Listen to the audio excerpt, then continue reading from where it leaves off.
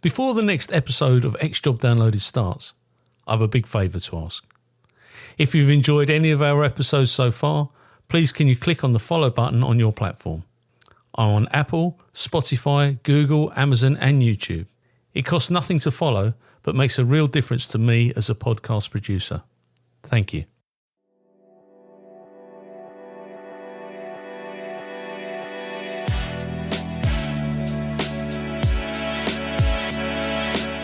My name is Paul Maleary, and for 30 years I served with Essex Police. During this time I interviewed suspects for murder, abduction, rape and extortion, plus a variety of other crimes. Now I interview former police and military personnel and anybody else who has an interesting story to tell.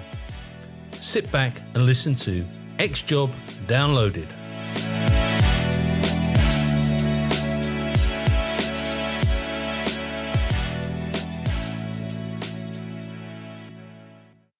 This interview is being tape recorded. My name is Paul Maleary and this is X Job Downloaded. And today I'm going to interview Tony Long. Now, Tony is a former Metropolitan Police officer and he has written a book which we will go on to later on. But he's had a really interesting career and it's something that is, it's fair to say, followed you around long after you retired, Tony. Yeah, just a little bit. But where did it all begin for you and what was your inspiration to join the Metropolitan Police? Naivety, really. Naivety and just, being I wanted to do something slightly adventurous. I was a posh kid, really. Well, sort of a posh kid. I got privately educated from the age of 7, got packed off to an all-boys boarding school, did my common entrance exam and went to public school, a reasonably well-known one in Sussex called Lancing College.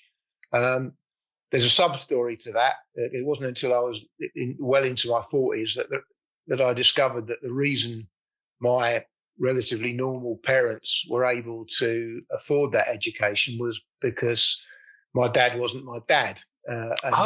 Actually, my mum's boss back in 1957, who was Fred Pontin's business manager, had made her pregnant, and I was the result.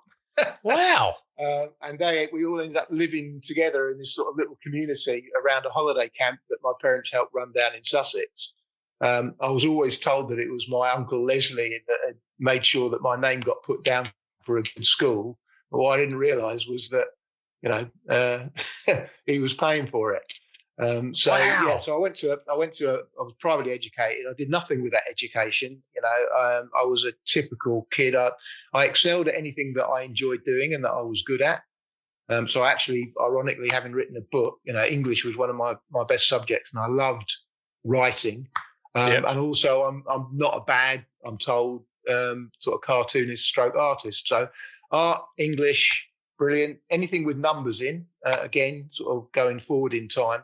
It wasn't until my son in about 1985 was diagnosed as being dyslexic, when dyslexia was a new thing, that I realised that I was as well, but not with writing and reading, but with numbers. So I've always had that as a bit of a handicap. So anything to do with numbers, I was no good at.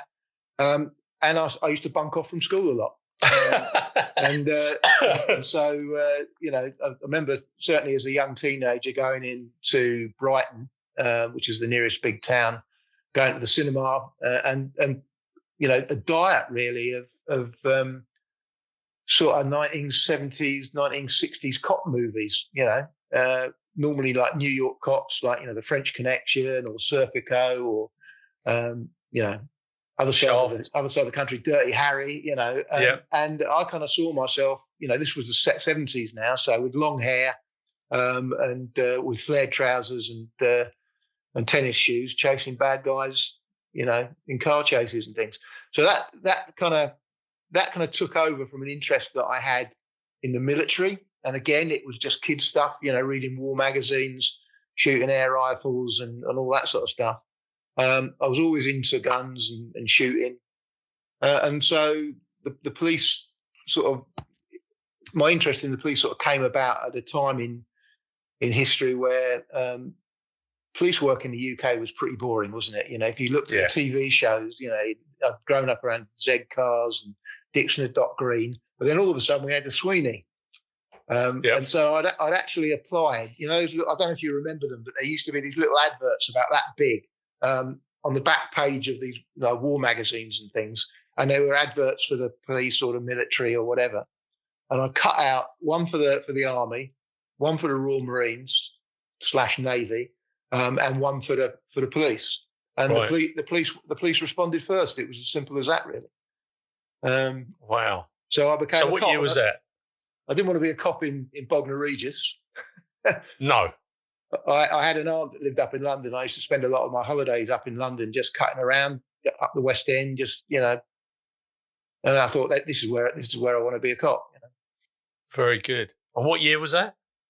So the build up to it would have been sort of between 1970 and 75. I actually joined in the summer of 75. Right. Wow. So how old are you then? 18 and a half. So you were one of the younger recruits to go through the door. So what had happened prior to that is you had to be 19. And actually, when I went for my interview, I was told, right, okay, I've got a letter saying, congratulations, you passed, but you won't be able to join until your 19th birthday. So I thought I had a year to kill. And then a few weeks after that, I got another letter saying that they decided to drop the age to 18 and a half. And the reason for that was much in the same way as police recruiting is at an all-time low now. It was in a very similar situation in the mid-70s. If you think about it, a lot of people that had joined the police after the war, 30 years on, were coming up for retirement. So they had loads of experienced police officers leaving, and nobody wanted to join. The wages were appalling. There was sort of a whiff of corruption in the air, and generally speaking, the police in the 70s, certainly that part of the 70s, were in a very similar situation to they are now. They weren't very popular with the public, etc. And what they realised was, of course, we had a cadet force then, and in the Met, that cadet force was a pretty substantial thing. There's more than a few hundred young men and women down the other end of the Hendon training facility in the cadet school, who'd all been brought up in almost like sort of junior leaders in the army. They were paraded every morning. They were inspected. They did the assault course. But they were also allowed to sort of continue with their studies and things. But by reducing the age to 18 and a half, it allowed them to take something ridiculous like about 150 or 200 cadets. Wow. Straight, and just convert, it's right. Where you're standing now, just walk across the football pitches and join the real police. And so that's what happened. And I was the first non-cadet to come in at 18 and a half. Wow. So you've done your training. What was it? I mean, you've been to boarding school, so that wasn't a major issue because you knew how to press your kit. And well, it was actually quite amazing. I got taught to do hospital corners and iron my clothes and polish my shoes at the age of 7. I got sent off to an all-boys boarding school at the age of 7. So, I'd done the homesickness bit, but I remember one lad, I think we lost about 3 or 4 people from our class over the first couple of days. And they just disappeared. They were there 1 minute and gone the next. And they literally, on a break between lessons, had gone up, said, this is for me. And they were allowed to go. And the first one that went, I was quite disappointed because I got on quite well with him in the short time I knew him. And he lived in West London. I mean, he could get the tube home. Wow. And he went because he was homesick. Homesick. Yeah. Well, I never. So you've done your training. Where did you go to from there? So I got posted to Lewisham in South East London. Oh, did you? Yeah. So I kind of knew bits of South East London because my aunt had married a man who lived in Eltham. Right. And Lewisham was, a fairly big shopping area. And so she'd taken me shopping into Lewisham on a couple of occasions when I was a proper youngster, But then her husband died, she got remarried, and they actually moved to Colindale. And her flat was about 100 yards as the crow flies from my tower block at Hendon. Right. So like sort of midweek, I'd get bored with the food and go and see my aunt. So I knew London quite well. I used to travel around on the underground and the buses and stuff like that, and just on my own as a teenager, as you did back in the day. Yeah, absolutely. Not like it is now. So Lewisham was, but I was also a bit of a welfare case because I had to get married halfway through training school because I made my girlfriend pregnant at the age of 18 and a half. So, by 19, shortly after my 19th birthday, I had a daughter, and we were, of course, back in those days, we were fortunate that we had free accommodation at Marry Court. Yeah. So I was put up in a nice flat with my wife and my daughter near Crystal Palace.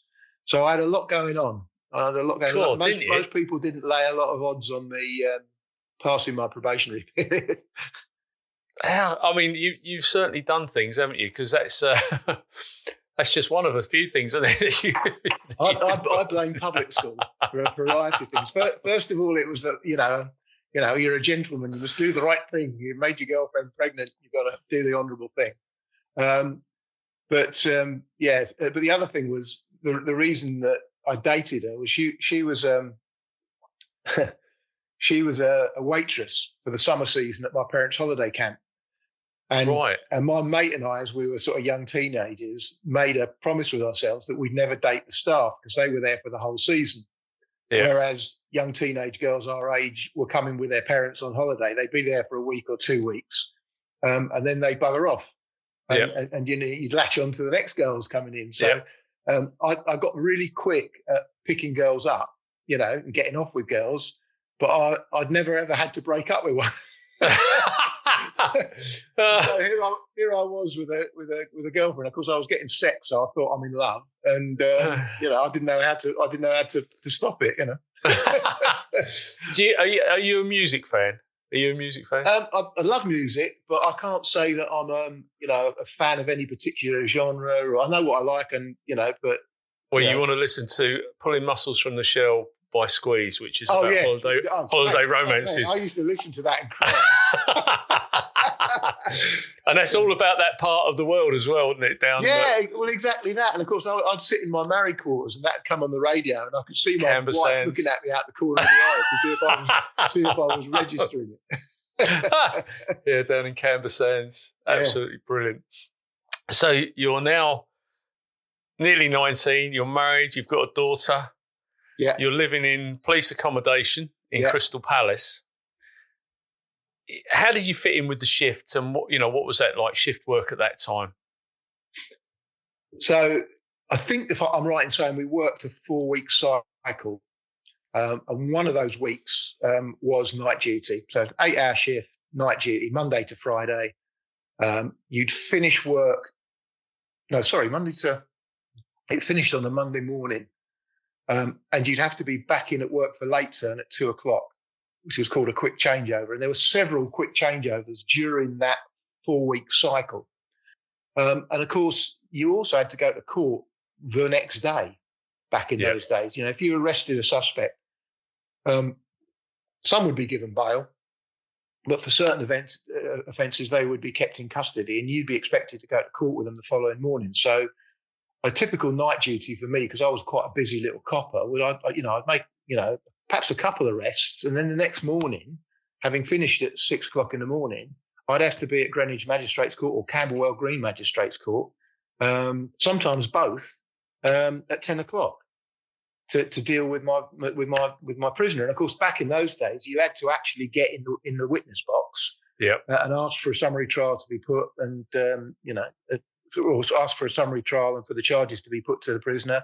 And you basically became like a really experienced professional witness stroke. Court for me was very familiar. It never really intimidated me. And I think that stood me in good stead later in life. Yeah, absolutely. Yeah. And if you said to somebody now that they've got to be back at 10:00 and they've just finished at 6, they wouldn't do it. They just wouldn't. I mean, like you say, we used to do quick changeovers and again that stood me in good stead, because when I left ordinary street duty policing, I went into I spent really the rest of my career, bar 14 months back in the 90s, in specialist units which relied on officers doing overtime. And you'll know, I mean, a lot of the best thief takers, a lot of the best coppers, they weren't the best thief takers because they had this sort of moral outrage against criminality. They were greedy bastards, and they wanted the overtime, because they had a big mortgage to pay and they had to send to university. And the basic pay has never been that good. So coppers, some of the best coppers I've known, have been very money orientated. Absolutely, absolutely. We used to name items that we'd buy, because when I was on major crime, it was you'd buy something, you'd name it after the operation that you'd been working on. Well, I think there's more than a few boats that were named after Arthur Scargill, weren't there? Yeah, exactly.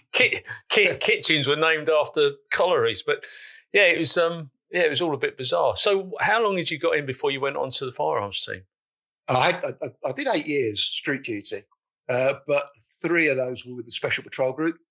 Right. So I joined, because of my upbringing and my bunking off school to the cinema in Brighton. I joined to be a detective. I mean, in the 70s, who the hell with any idea of style, and even today I look at coppers still wearing beat duty helmets, and I think, why would you want to? It just looked so old fashioned, When I went to Hendon, I got issued shirts with detachable collars. Yeah. It's like it was really stuck in the dark ages. So my inclination was to go to CID. I wanted to be a detective. But of course, once I got in, I still had that aspiration, particularly to get on something like the flying squad or other central squads. But I discovered that detectives in the real world didn't get in car chases and cut around, in scruffy plain clothes doing drugs buys. That was all done by uniform officers predominantly on crime squads. Yep. So I got picked to go on the crime squad because the local DCI thought I had some potential as a CID officer. And of course I was thrilled with that. And I thoroughly enjoyed myself on the crime squad. But then I ended up in the office for about 6 months as a TDC, temporary detective constable. And I went, well, this isn't for me. Sitting on two finger typing and reading the paperwork. But the main thing back then in the 70s as well is there was just this drinking culture that I just didn't really fit in with. I like a pint, and to me it seemed more about socialising than it did about actually fighting crime. Yeah. And by that time, I'd discovered that actually, despite the Victorian uniform and all the rest of it, I actually thoroughly enjoyed beat duty policing, whether it be like what they would now call response, speeding around in the area car on blue lights and two-tones, dealing with 999 calls, or whether it was walking a footbeat and just talking to people, So I decided to go down the Special Patrol Group route because it was the best of both worlds, really. Yeah, absolutely. Yeah, so I spent 3 years on the SPG, and that was, I couldn't have, in many ways, I couldn't have joined the group at the worst time because it was already, it had already gone from hero to zero. When it started in like the mid 60s, the Special Patrol Group was formed, and they had done a lot of good work and were looked upon very proudly by the Metropolitan Police. But then, of course, we'd had Blair Peach, and I was at Blair Peach as a Lewisham officer during the riots. I was on that particular day, and it was horrendous, the violence. But of course, we had Blair Peach, and that was blamed on the Special Patrol Group. And they'd become very controversial to the point that you could see the lift riders at Scotland Yard, wanted to disassociate themselves from it. Yeah. So literally, as I joined, they introduced a 3-year tenure, so you could only stay on the group for 3 years. But I also arrived the week of the 1981 riots when they first started in the April of 81. And so I've literally only been on 4-unit SPG, which is at Cavendish Road, which is a police station on almost on Clapham Common. So literally, less than a couple of miles away from the centre of Brixton. Yeah. So they were there first, and they got absolutely smashed. A lot of my colleagues got seriously injured, and one who I'm still in contact today with, undoubtedly, what he developed as a result of his injuries and the experience on that day would now be called PTSD. I mean, it wasn't a thing back then, but it changed the way that we did public order as well, didn't it? I mean, the Shield run is based on the distance that those guys had to run in full uniform, and they weren't wearing level 2 overalls or protective helmets. It was their normal uniform, woolen tunics. It was a red hot summer, if I remember rightly. Yeah. And it changed the way that we did public order training. Well, I write in my book, there's a chapter that I write in it, and I talk about how I acquired my first public order helmet. And so we all had the reinforced Bobby's helmet, the sort of fiberglass thing with extra padding in it, which I still used to wear my cork helmet, to be honest. But when the riots happened, you put your one on and strapped it on and everything else. I had a pair of shooting glasses that I used to wear because we weren't issued with any eye protection then. And I was more concerned about, getting hit in the face than I was anything else. I went to court one day. The riots, I don't know if you remember, but I mean, they just seemed to go on for the whole summer. And so we were just in and out of battle constantly, really. But I'd had to go to court to give evidence during the daytime. And when I came back, I found that my team had gone down to Brixton police station because they got word that they were issuing out proper helmets. And there was a lorry in the backyard of Brixton police station, and they were literally throwing out green NATO British Army helmets of the type worn by the troops in Northern Ireland. Wow. And so there was me and two other blokes that had also been at court that didn't have them, and everyone else had a green lid. I found myself, again, I talk about it in the book, but I wasn't riot trained because I'd literally only just joined at the SPG when the riot started. So there was no time to train me. And so I ended up like that bloke in Dad's Army that always carried the first aid bag. Yeah.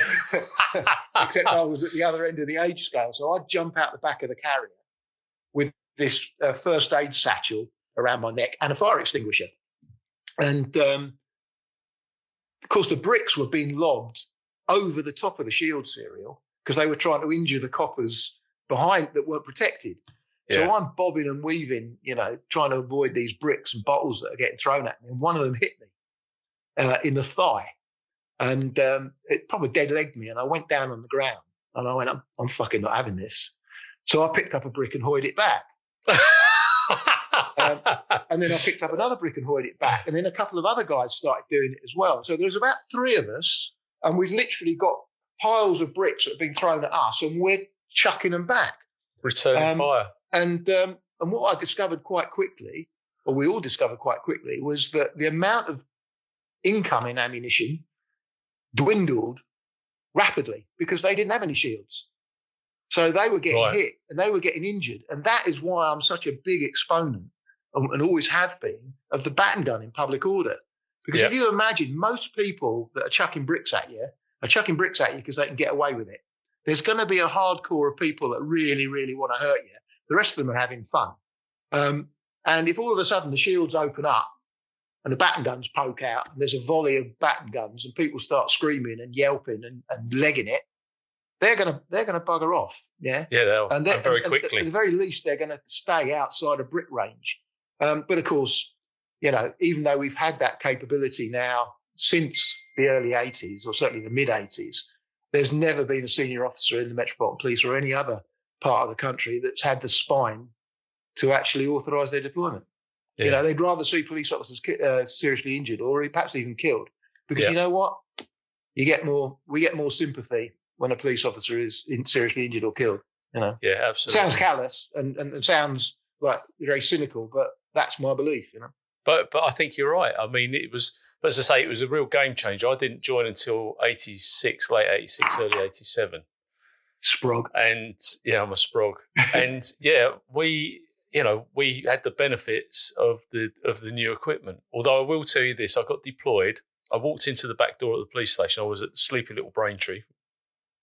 I walk in and the sergeant says, "You don't mind a tear up, do you?" I said, No, Sergeant. He goes, I'll try that on. And he gave me a bag, a level 2 kit, and sent me down to Deal for the P&O ferry strike. This was about 87, 88. All right.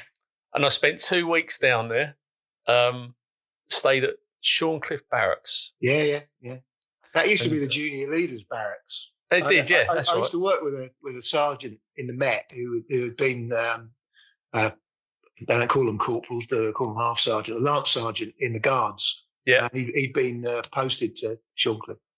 Yeah. So I spent 2 weeks down there, and the Metropolitan Police, we were told that we weren't allowed to go on the ferries in a police vehicle because the Met had decided that they were going to go shopping in France. And they went on, they put a carrier on, went to France, filled it up with booze, and got caught on the way back. I mean, but yeah, I mean, it certainly wouldn't happen now. There's no way that sort of stuff would happen. But so you've done your time on the SPG. What was that like though?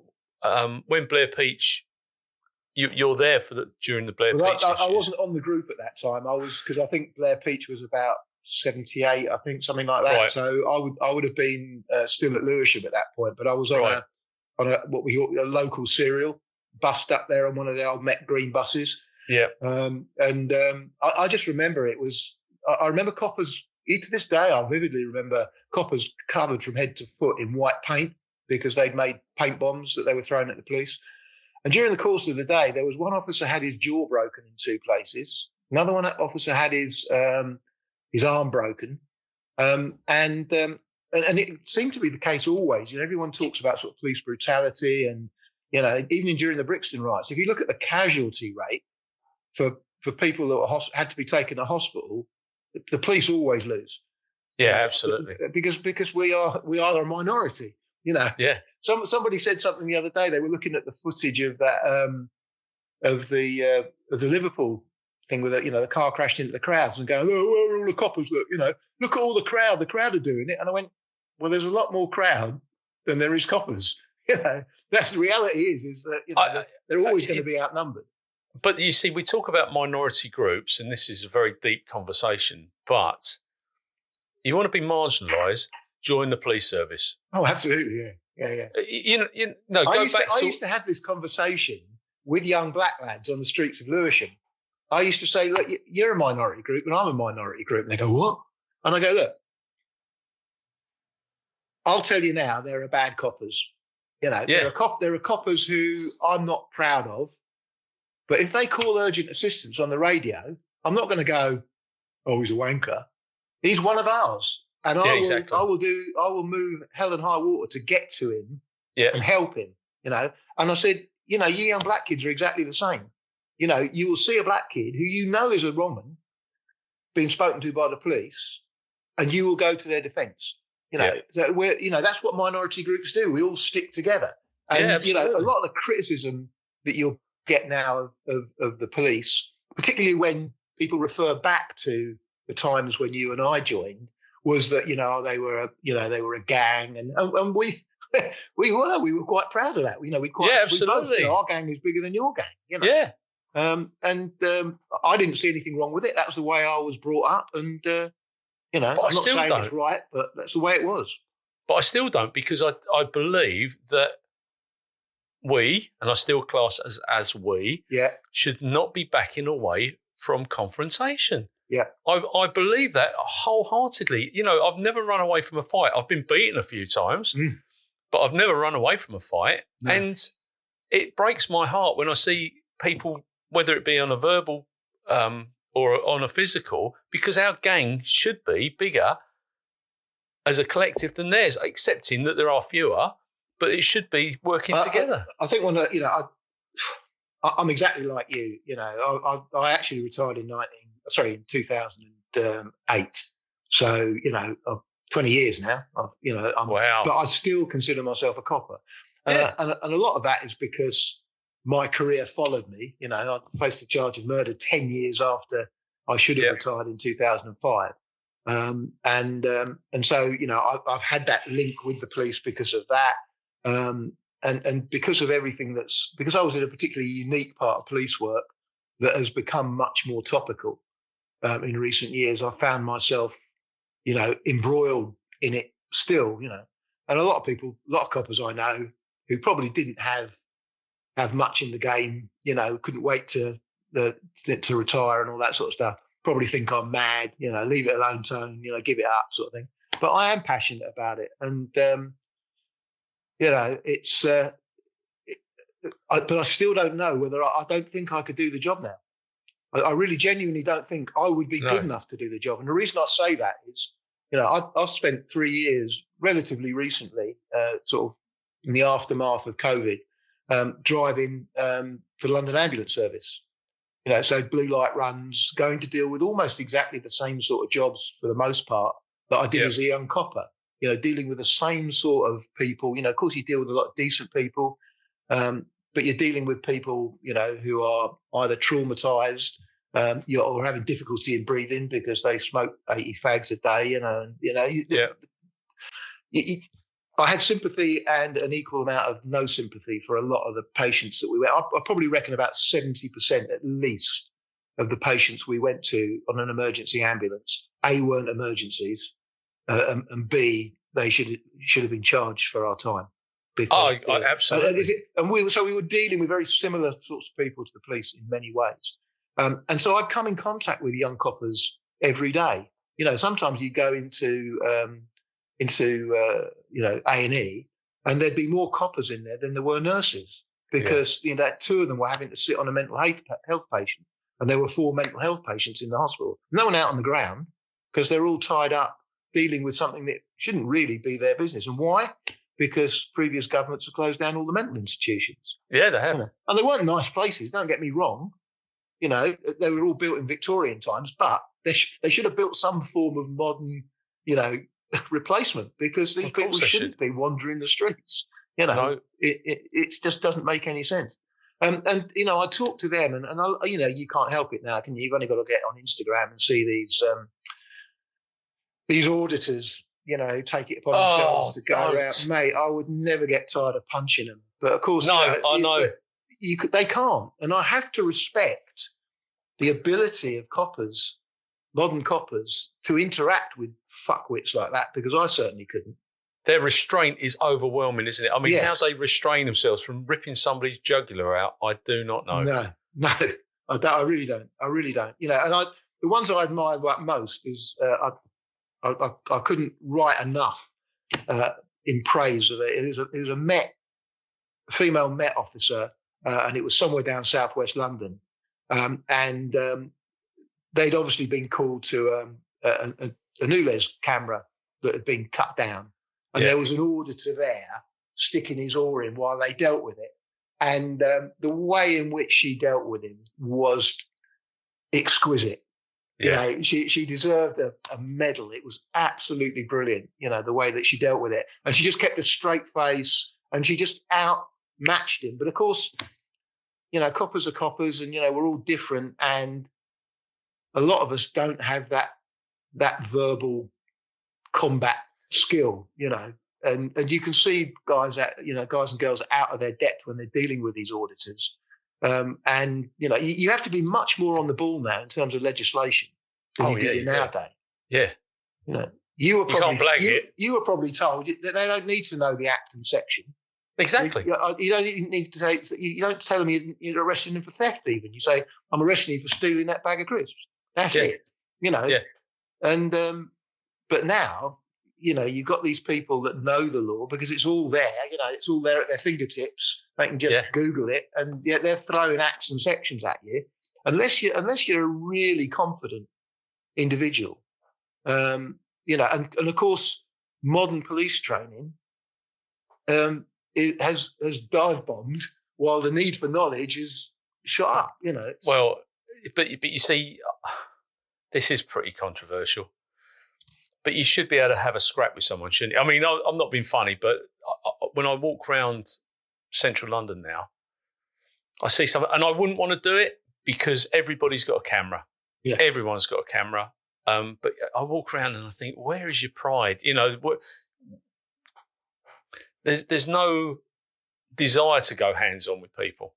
It just doesn't. You've done well to go around the West End of London and actually see a copper. See a copper, I know. Because I mean, I remember when I was a young lad, when I was waiting to join, and I was, I'd be up in. I remember going down Regent Street and seeing a copper, a uniform copper. And I remember I said to you, I was always a bit Victorian uniform, isn't it?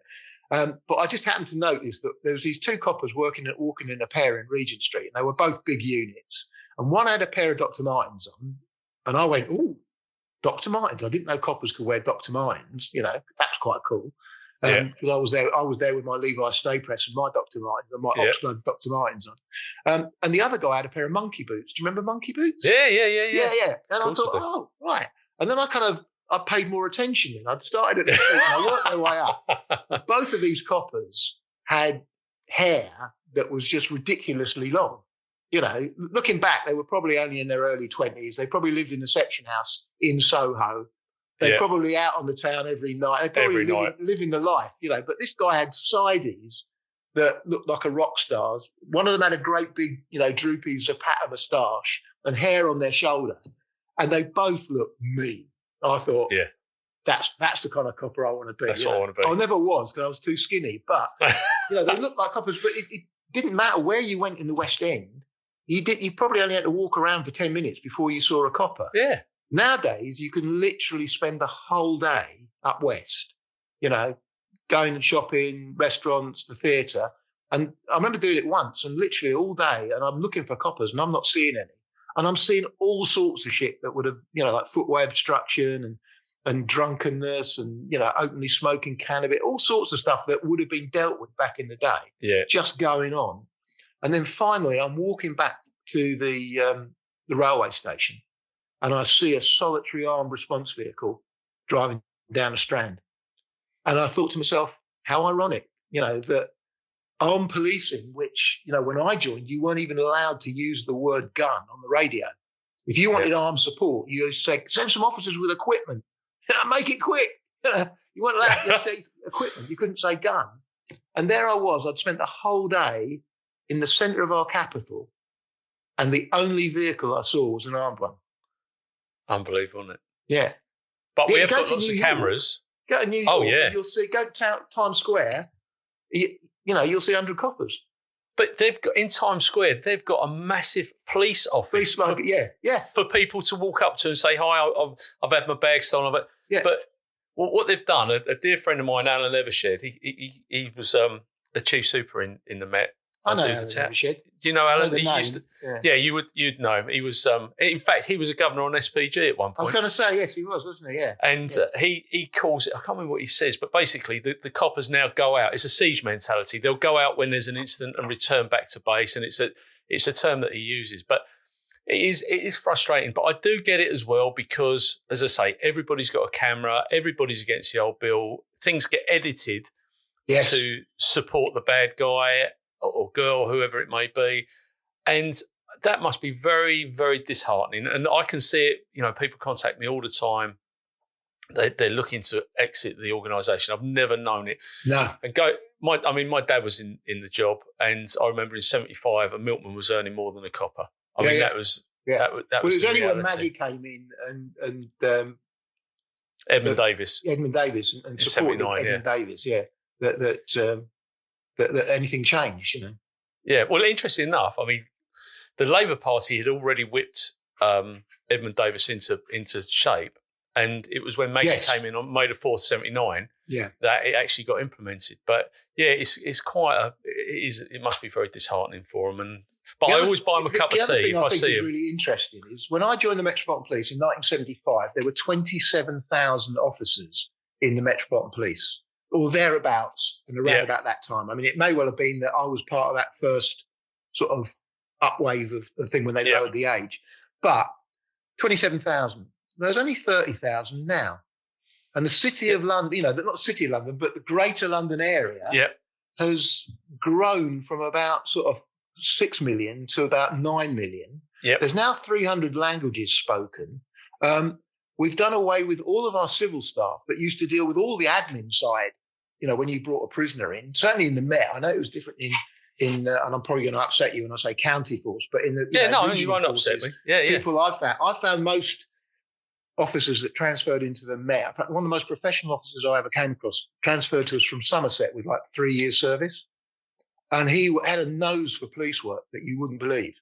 And it was because, although he was now working in Lewisham instead of a small town in Somerset, he was so used to like picking up an accident and then taking it right, fatal accident, and dealing with it right the way through and taking it to court, doing all the court papers, way more professional than your average Met copper because we just handed it all over.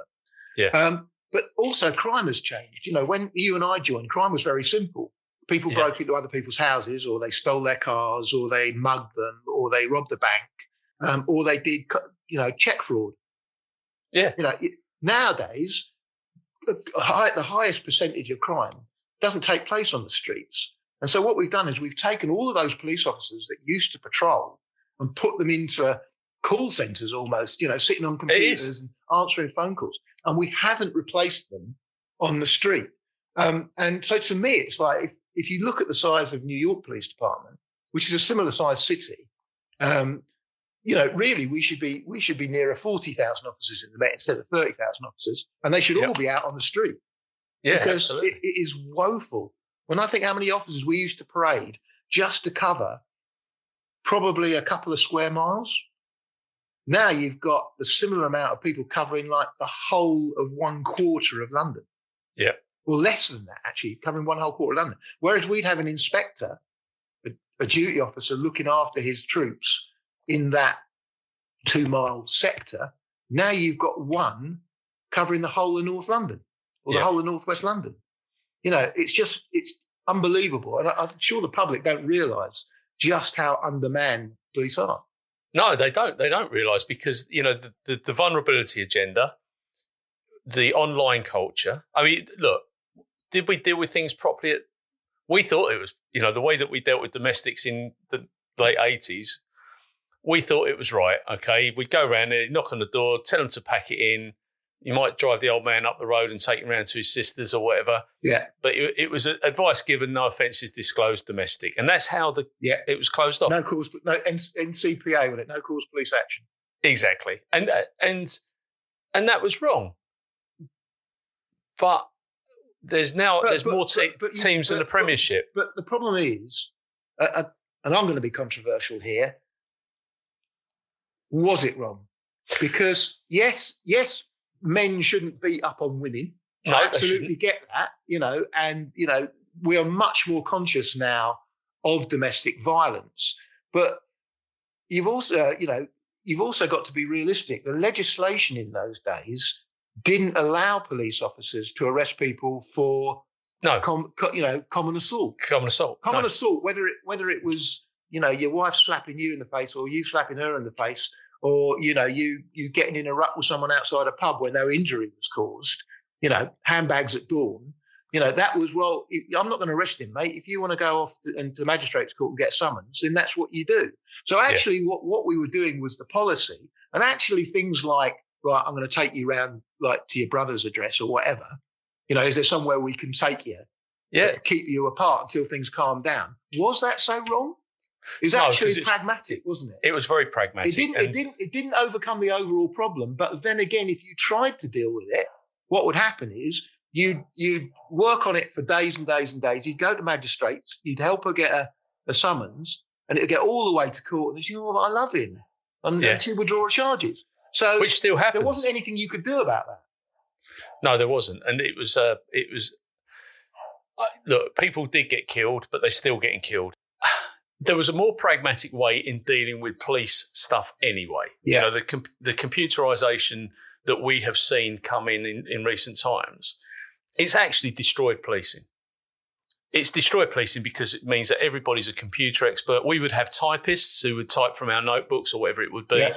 But now it's everyone's a computer expert. They're not typists, and they spend more time sitting in doing their crimit or whatever they're doing these days. And I find that, that's quite disturbing. And I'd sit in my office and I'd walk out. Oh, that's the other thing. Bloody phones. I would ban phones from the front line. And I'll tell you why. Every time I do see a police car, their heads are down and they're looking at their phones. Now, they could be updating their crime files and all that sort of stuff. But it looks bad. It looks like they could actually be doing. I see exactly where you're coming from, and I've argued in the opposite direction. There's loads of like Met Facebook pages and retired Met Facebook pages, and people go, all of this WhatsApping each other, and I wouldn't do it. And I kind of went along with that, and then I started. I was working on the ambulance, and I'd get chatting to the young coppers outside of casualty on their phones and all the rest of it. And the reality is the job have done what the job always do, which is go cheap. So they've given them job phones. Yep. But they haven't put on any of the apps that they need.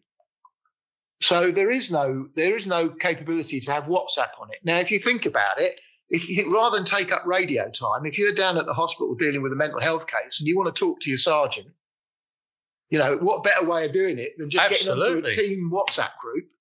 But the job won't do it because, what if there's inappropriate stuff? Well, that's why you have sergeants and inspectors. Because if they were on the same WhatsApp group, they'd be going, right, that's inappropriate. Come in and see me in my office, and you get a bollocking. So people wouldn't be inappropriate if it was a police one. They don't put the right maps and stuff on it, and so basically they can only use it for very basic functions. Oh.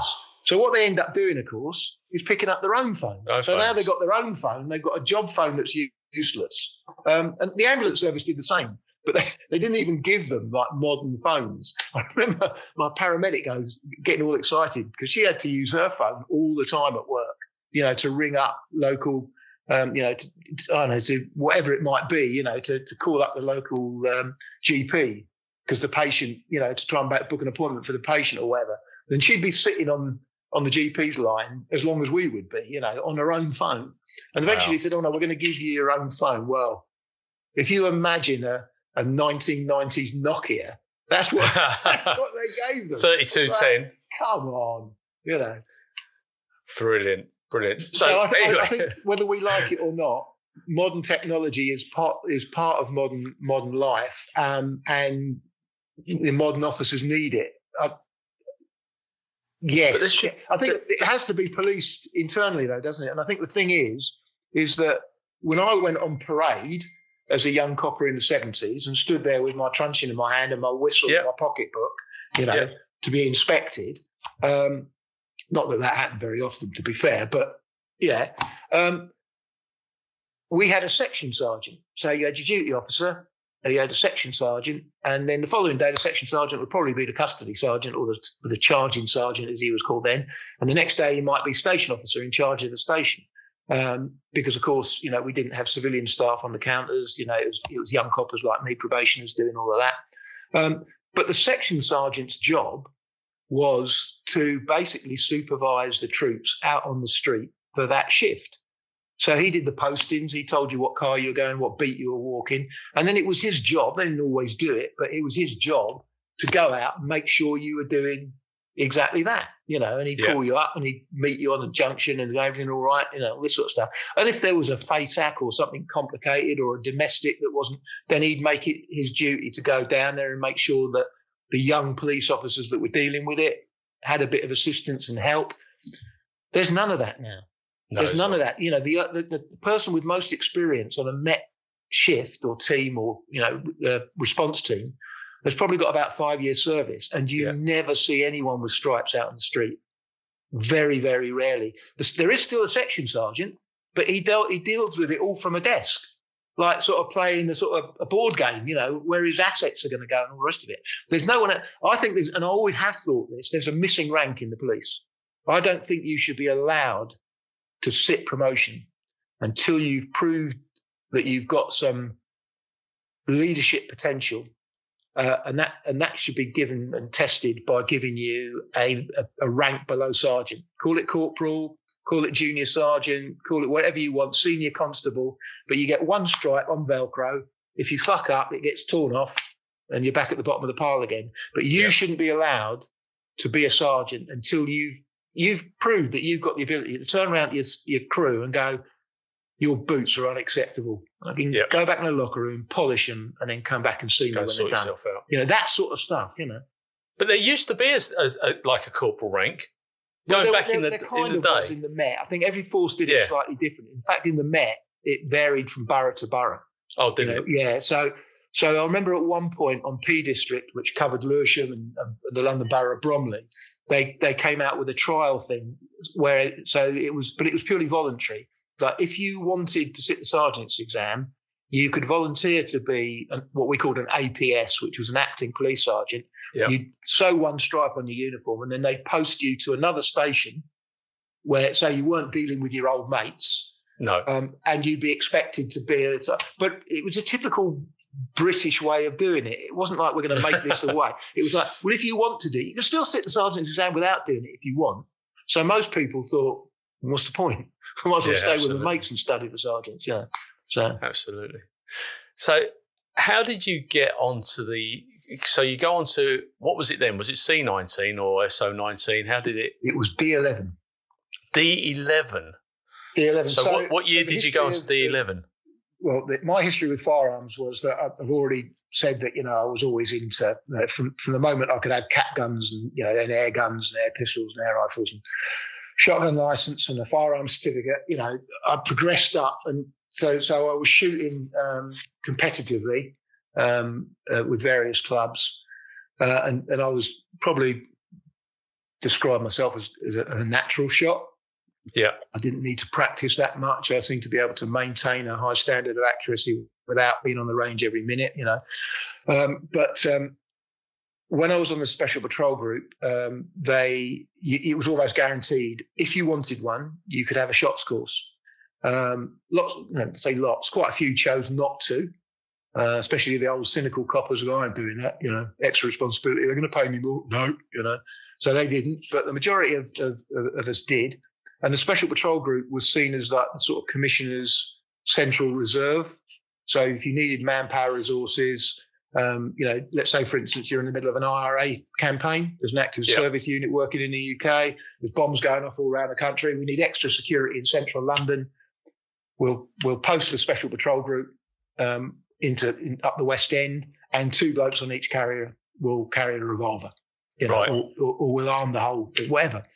But we also used to do a lot of raids. So most of what we did was self-initiated. We had our own informants, and we ran our own informants, and we ran our own observations. And if we came to do a drugs raid or anything and there was firearms involved, our inspector could authorise the deployment of firearms. Wow. It was only inspector rank back in the early 80s. And so, we'd draw guns and we'd go and do jobs. In fact, I remember my first day on the SPG. I'd come straight from Lewisham, and I was starting on a Monday.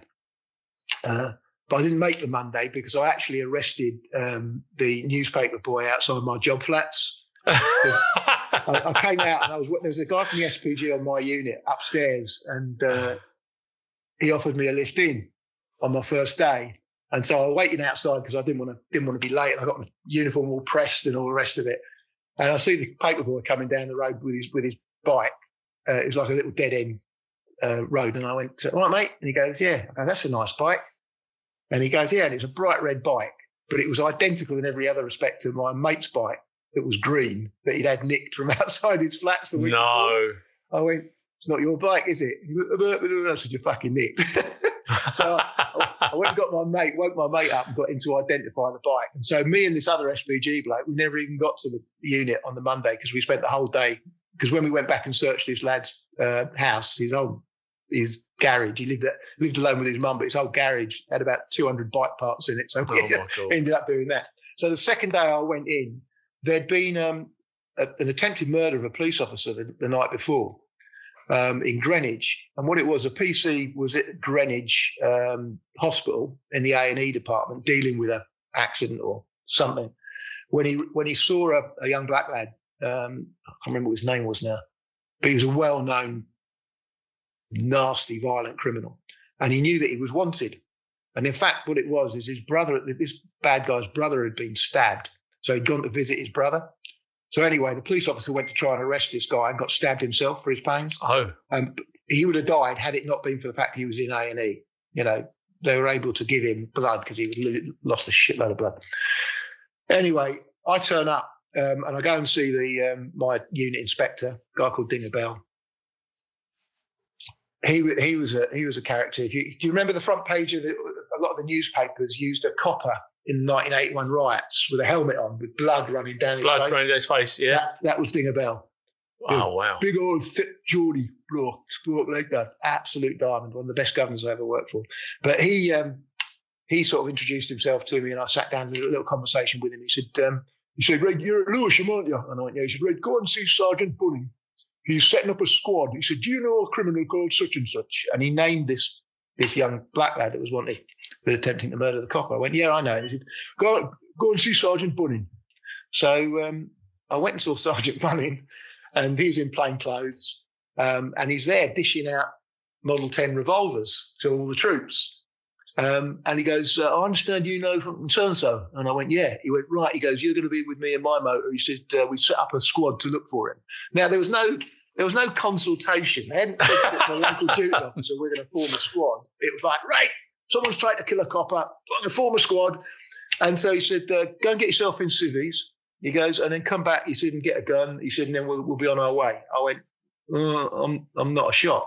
He said, all right, you can drive. I went, I'm suspended from driving. He said, well, you can't drive and you can't shoot. You're no use to us. He said, anyway, long story short, we all jumped in private cars because we didn't have any unmarked. We had one unmarked car, so we were authorised to use our own cars on duty with a disclaimer on your insurance. And we all drove over to Lewisham, and I'm like, everyone's looking at me. All the eyes are on me. It's like, can you know this bloke? You know, where do we go? Where do we find him? And I'm thinking, well, I know him. I've stopped him. I've never arrested him. I know what he looks like.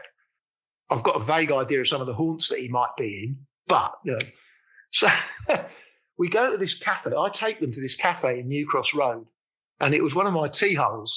For those that don't know what a tea hole is, it's a place where coppers know that they can go and see a friendly face and have a cup of tea and get out of the rain, you know, basically. And it was run by a little Rastafarian bloke, but he was he's a bit of a Cockney wide boy, but he had a bit of a Jamaican hint to his voice. But by and large, he was a Londoner. I think he might have even been born in London. But he had dreadlocks, and you know, he was a big Bob Marley fan, and he had a woolly hat and all that. And he ran this little coffee place, or a little tea shop.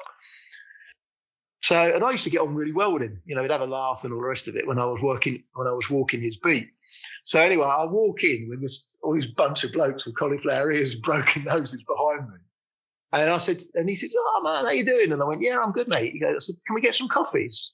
And I thought, I'm taking the piss here because there's about 8 of us. And he went, yeah, man, no problem. And before I could say anything else, this big, ugly SPG bloke with a rugby shirt walks up to the counter, lifts up his shirt, and there's a Smith & Wesson Model 10 stuck in his waistband. He hasn't even got a holster.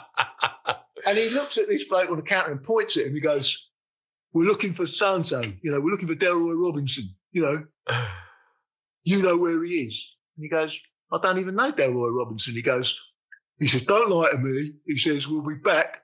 By the time we get back, you better have found out where he lives.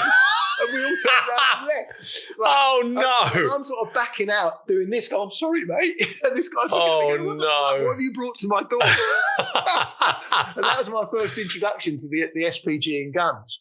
So I got given a basic firearms course while I was on the Special Patrol Group. And it was a course exclusively for the SPG. So at the time there were 6 units of Special Patrol Group dotted around London. I was on 4 unit, but there were guys from all of the other offices. And there's only 12 of us, and it started off on an indoor range in Holborn. It's only a 20-metre range. It wasn't even 25 yards. It was too short for that. And 2 instructors, 12 students. Now, nowadays, if you go on basic firearms course, it's probably going to be a minimum of about 12 weeks. Yeah. Anywhere in the country. Mine was 5 days. 5 days. 4 days on the range at Holborn. You classified on the Thursday, and if you passed the classification chute, you went up to Lippett's Hill, where you did a day. I say a day of tactics. It wasn't even. It was more like a half day of tactics. I say it all the time. You know, they taught us just enough to make us dangerous.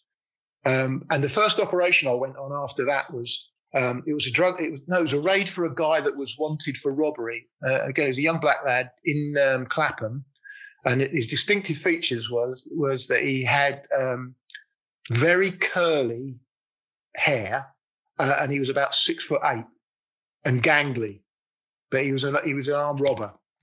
But he lived at home with his mum, his grandma, and all his siblings. There was about 12 of them, and probably a few cousins as well, in this big rambling house off the Clapham Common. which nowadays would probably cost about 8 million and be with yuppies living in it. But then it was there. Anyway, when we got the briefing for it, this is my first job after I've done my basic firearms course. And we've been taught about you never go into addresses, you contain it and you get everybody to come out to you because that's the safest way to do it. You know, and in order to do it properly, you'll probably need at least 6 armed guys to search the building slowly, you know, covering all the angles, you know, doing it all properly, using hand signals, being quiet. And in the meantime, you'll probably need at least another 6 shots outside the building, containing it, you know. So you're talking about 12 shots. So they issued us 2 guns to go into this address. Now, why you'd have gone into the address at all anyway, nowadays you would have set up an OP, you would have waited for him to come out, waited for him to be on his own, and then just pulled him on his own away from the public. But we raided it just like any other raid.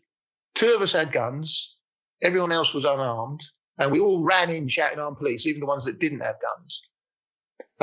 I'm thinking, well, this isn't right. And I said something on the briefing, and of course all I got was a load of sarcasm because I was the new shot, you know. Get Tony, you know, get the Mr. Tactical, you know.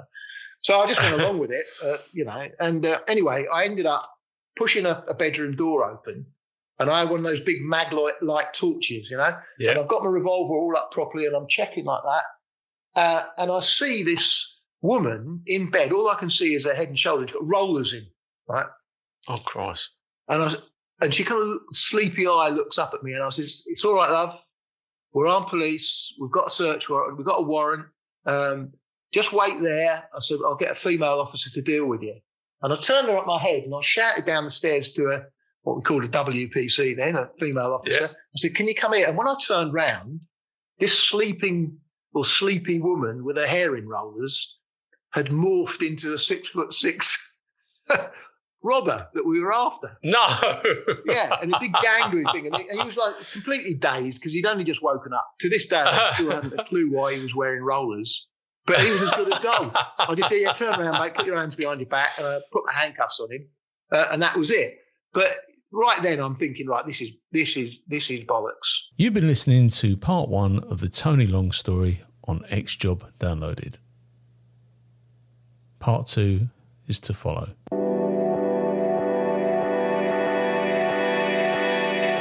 Thank you for listening to this episode of X-Job Downloaded. Please like, follow and share. Your support is invaluable. Thank you.